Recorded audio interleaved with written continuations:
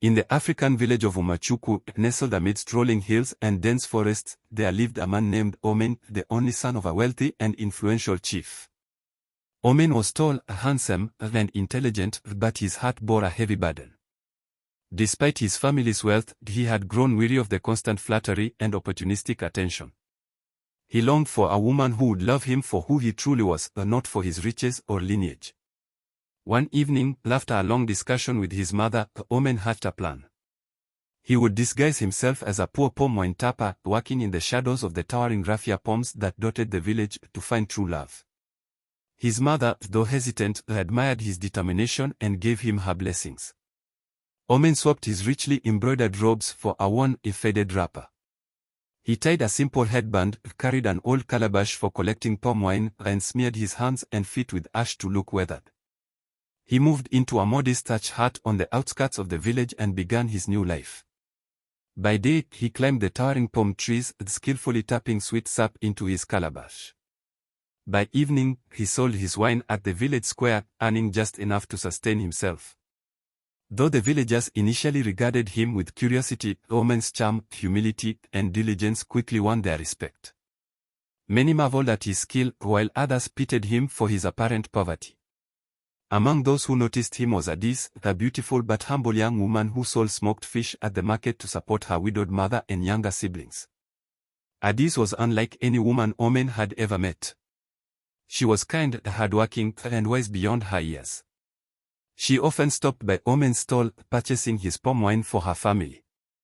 Over time, they began sharing stories about their lives, dreams, and challenges. Omen admired her strength and resilience, while Adis was drawn to his humility and quiet wisdom.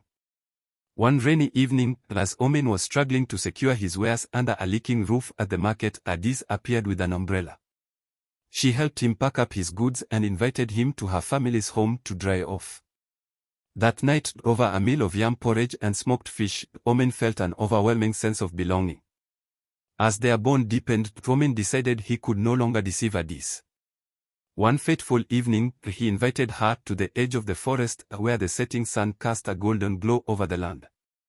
Adis, he began, his voice heavy with emotion, there is something I must tell you. I am not who you think I am. Confused, Adis listened as Omen revealed his true identity. He explained his reasons for disguising himself and seeking true love. As he spoke, he feared rejection, worried that Adis would feel betrayed. But to his surprise, Adis smiled. Omen, she said softly, your heart is what matters to me, not your wealth. You have shown me kindness, humility, and love. I would choose you, whether as a palm wine tapper or as the son of a chief. Word of Omen's true identity spread quickly through Umachuku, and the villagers were astonished by the tale. Omen's family, overjoyed by his choice, welcomed Adis with open arms. A grand wedding followed, uniting the two in a celebration that lasted for days.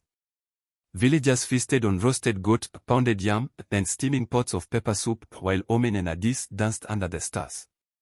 Their love story became a cherished legend in Umachuku, a testament to the power of authenticity and the belief that true love transcends wealth and status.